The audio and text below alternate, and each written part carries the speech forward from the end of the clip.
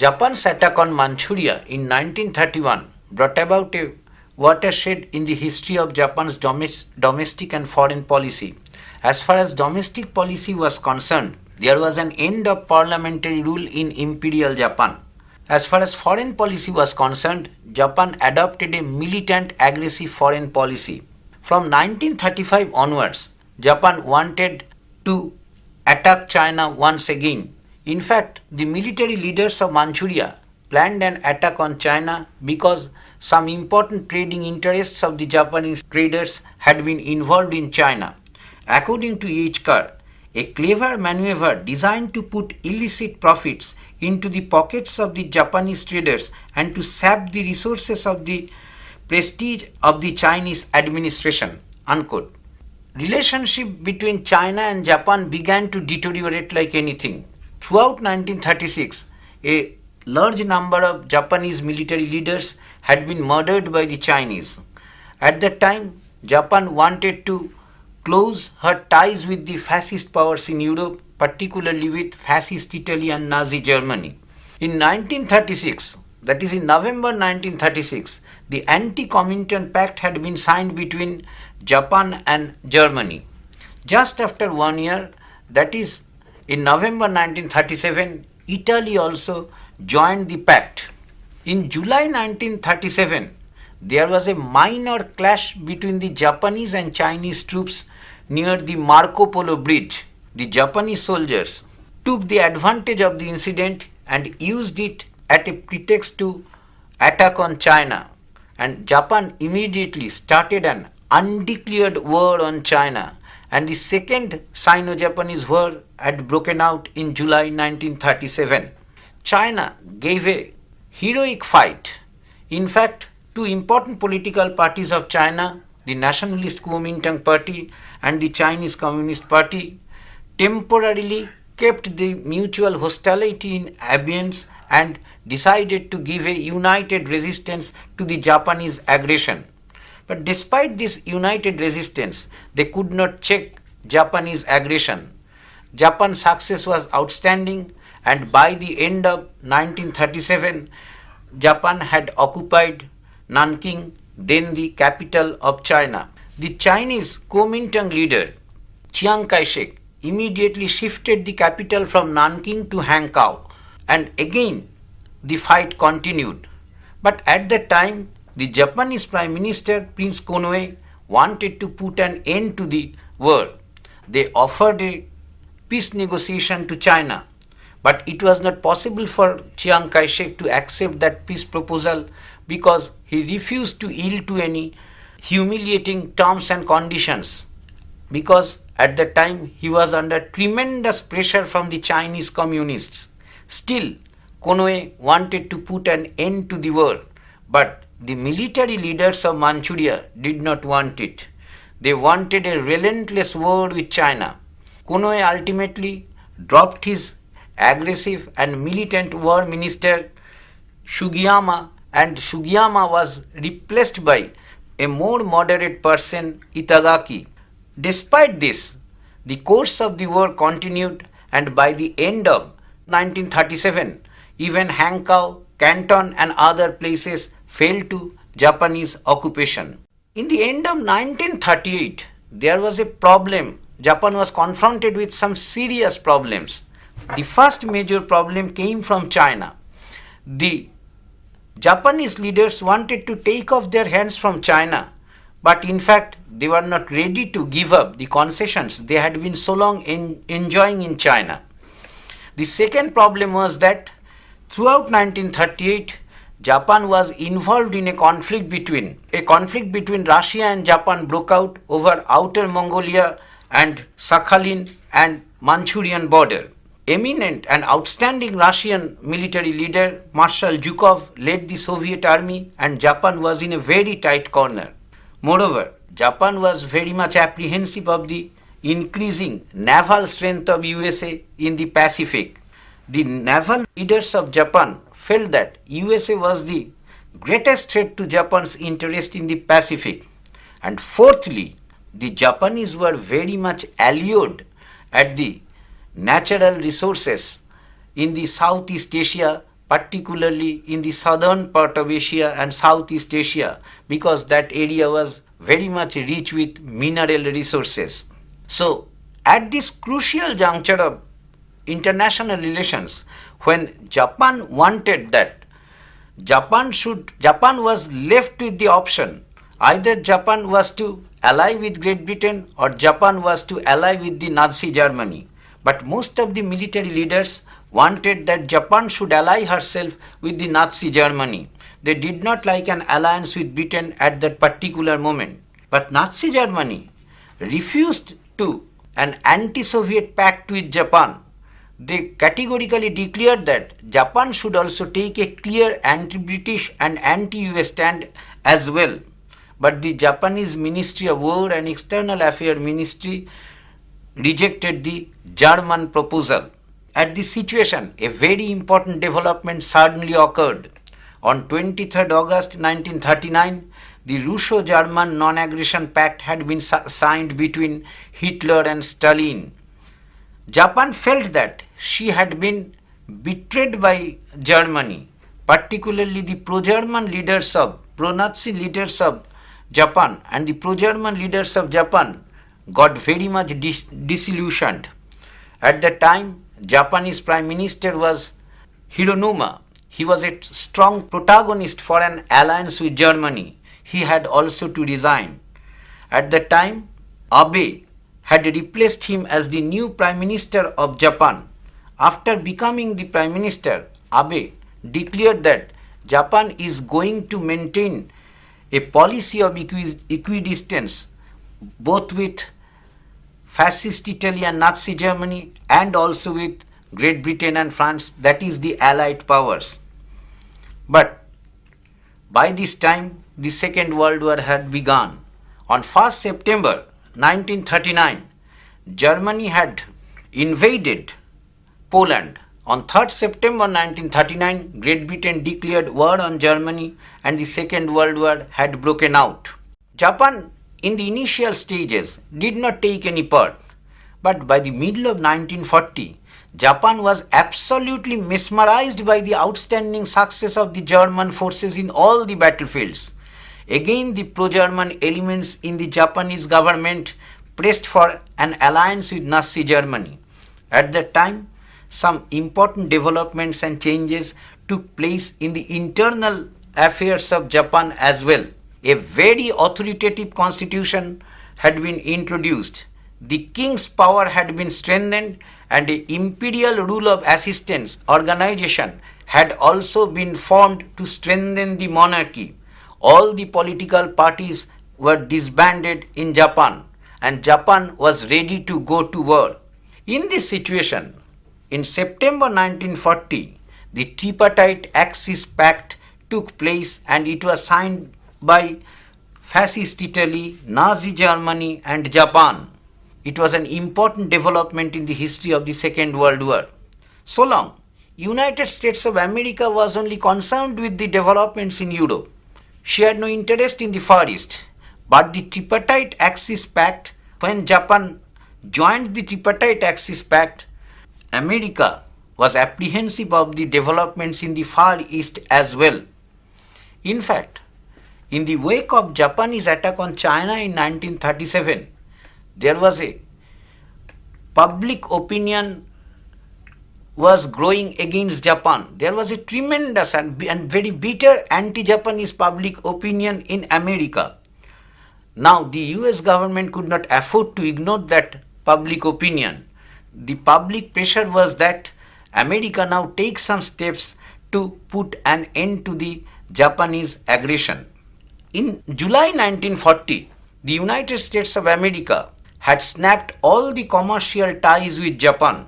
In September, America declared that America would put an economic embargo on Japan and stopped exporting steel, iron, all kinds of war materials and all sorts of petroleum products to Japan. Japan was in badly need of petroleum products. Japan realized that only way was to move towards the Southeast Asia, because the Southeast Asia, particularly the Dutch East Indies, and the entire area which had been the either British or French or the Dutch colonies were very rich in mineral oils.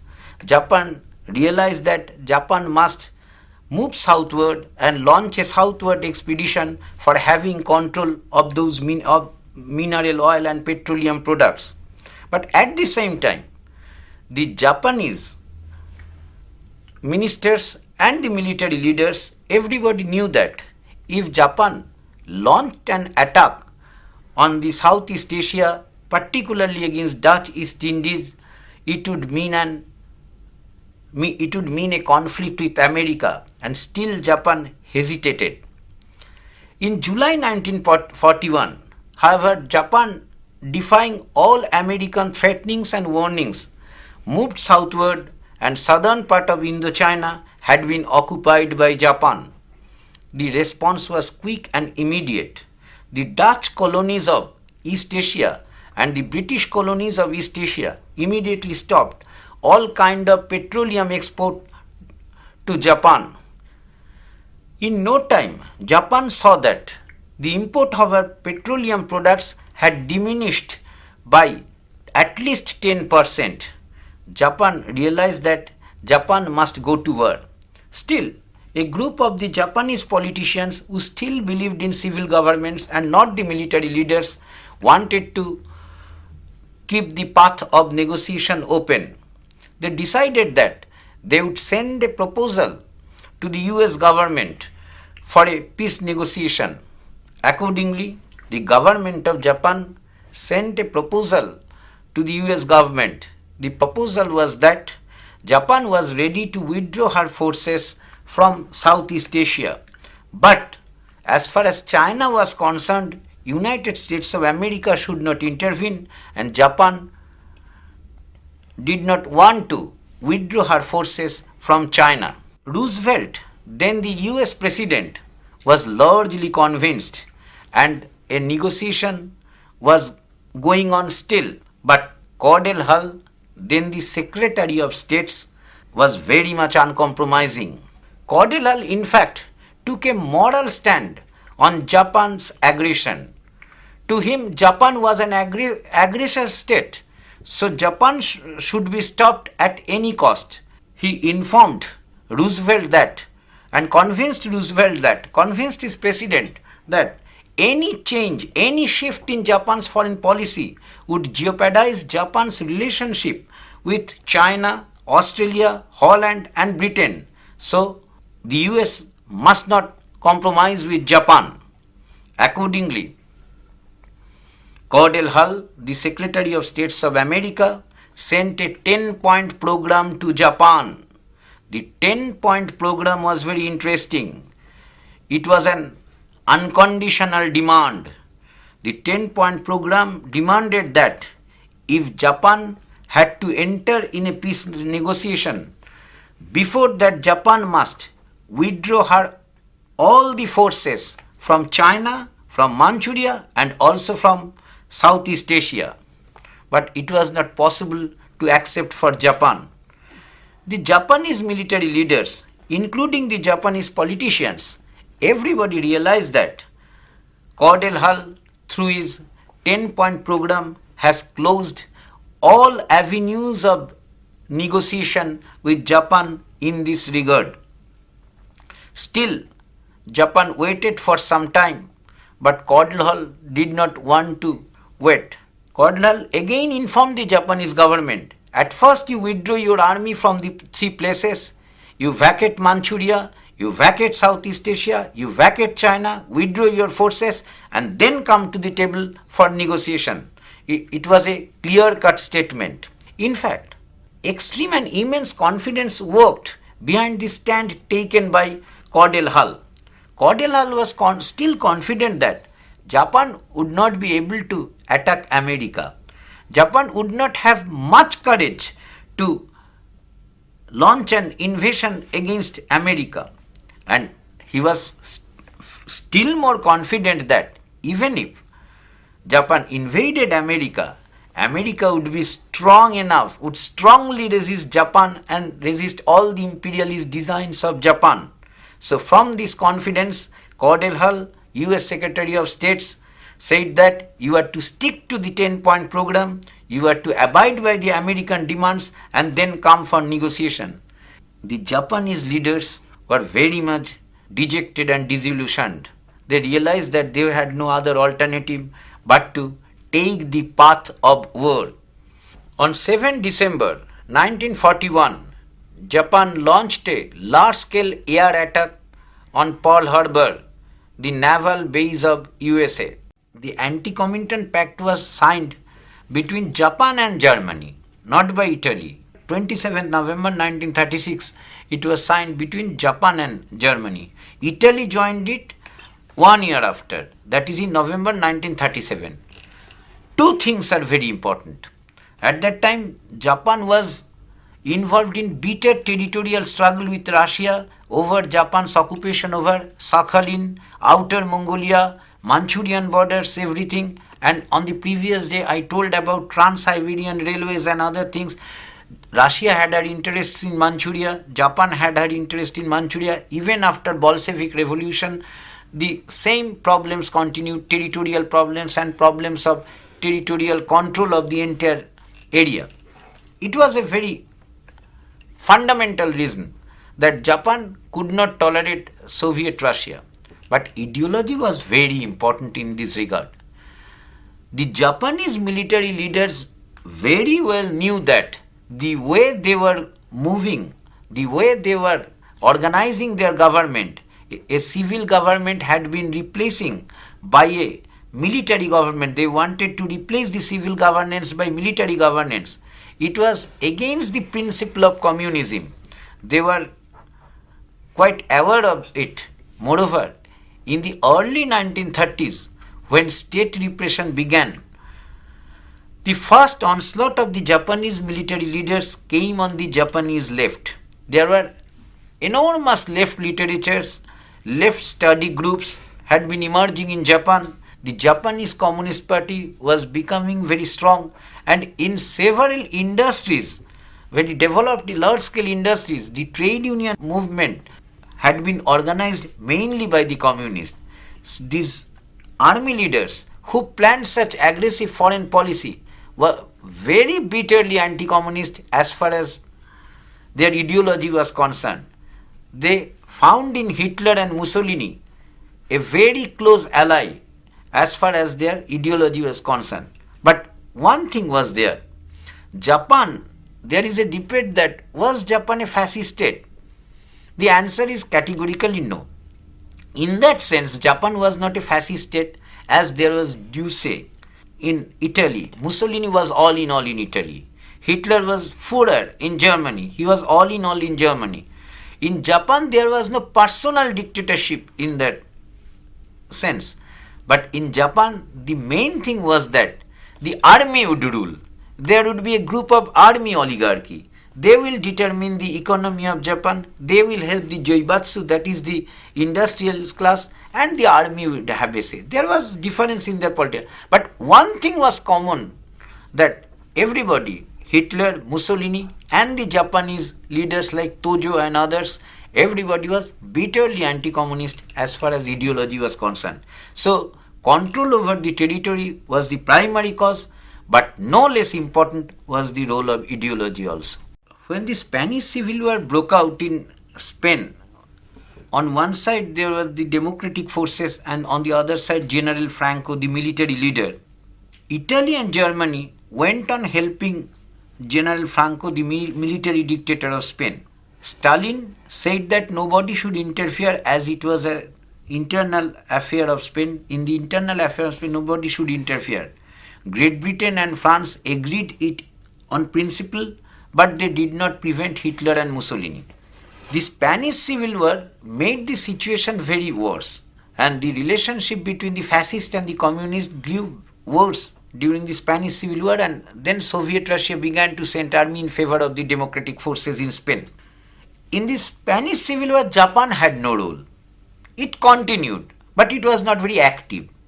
It was the time between May and August 1938, the war between Japan and Russia took an intense form over the territorial control in Manchuria, Mongolia, Outer Mongolia, and that.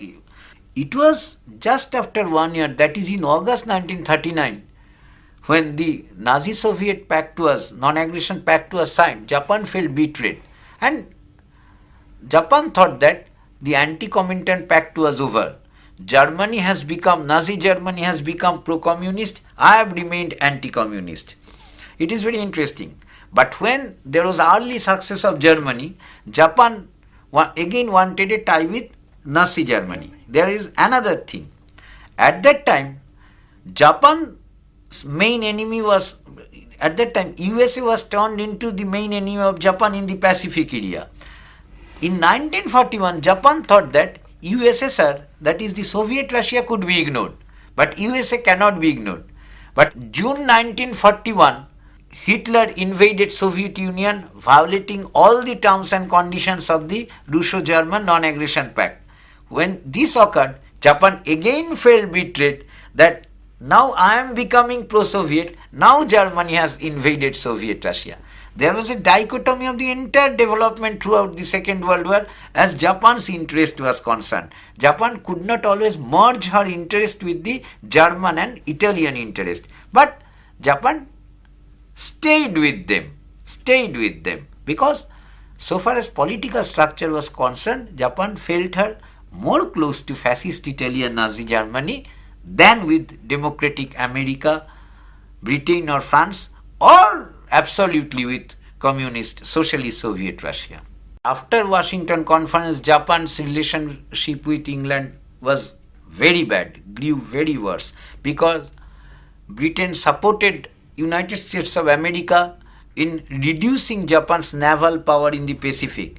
From then on, their relationship began to deteriorate. After the Manchurian crisis, Great Britain did not want to take any step against Japan.